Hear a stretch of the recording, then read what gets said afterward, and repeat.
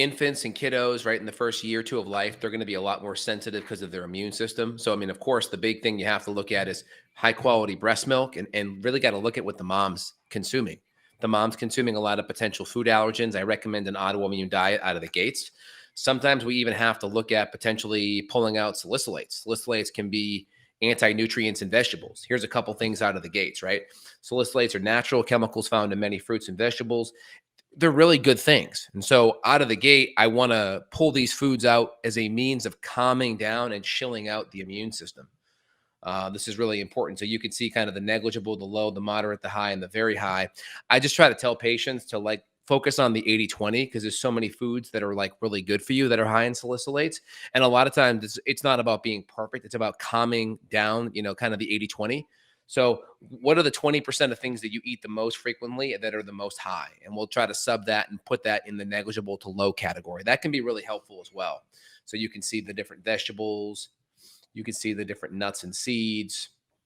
You could see the different, obviously, meats tend to be on the lower side unless you're doing a lot of processed stuff. That's where you get into trouble there. That's why so So many people do so well with carnivore-ish diets. That's kind of what I yeah, say I'm eating is carnivore-ish because I still do berries, I still do rice, and I feel okay with that. I still do, on occasion, I'll do some organic pecans as kind of a treat, and those are delicious, and those don't appear to yep, affect my gut or my skin. So in general, if you're going more animal-based, good quality fats, you're knocking out, as you mentioned, you're knocking out salicylates, you're knocking down lectins, you're knocking down yep. oxalates, you're knocking down all these Yeah, and things then that are here's irritating. my oxalate guide. We may want to look at oxalates as well. This is kind of the members area for my patients here. If you're a patient, and you have access to this area, top right-hand corner of my website.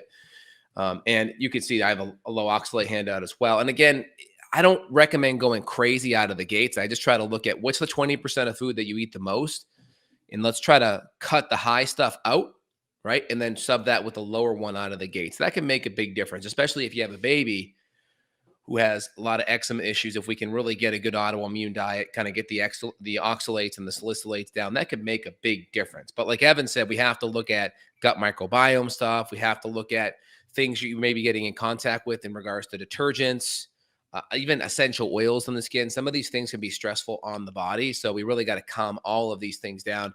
We got to look at good bacteria, maybe have to address bacterial imbalances. Again, if you're not a baby, you're an adult, we have to look at the hormones because a lot of times if you're chronically stressed hormonally with the adrenals or you have estrogen dominant issues as a woman, that can affect your immune system and that could make you prone to having some immune imbalances and your immune system is kind of hyper responding and overly sensitive. And of course, we definitely have to test the gut because if we have SIBO, bacterial overgrowth, dysbiosis, H. pylori, fungal overgrowth, right? Fungus and candida can actually produce oxalates too. So you can have endogenous oxalate production via candida. These things can stress out your body, thus stressing out your immune system. So really looking at the adrenals, looking at cortisol, looking at the female hormones, estrogen, progesterone dominance, really looking at the gut. Are you able to digest and break things down? Are the anti-nutrients in vegetables a problem? Again, I hate cutting out the anti-nutrients in vegetables if we don't have to because there's a lot of good food there. So cooking these foods down can help, but it'll lower it a notch. It won't take a high food and make it a low food. It may not make a high food maybe like a medium-ish food. So cooking, obviously avoiding a lot of the raw salad, steaming, sauteing can help a little bit and kind of lessen that load for sure. Yeah, well said.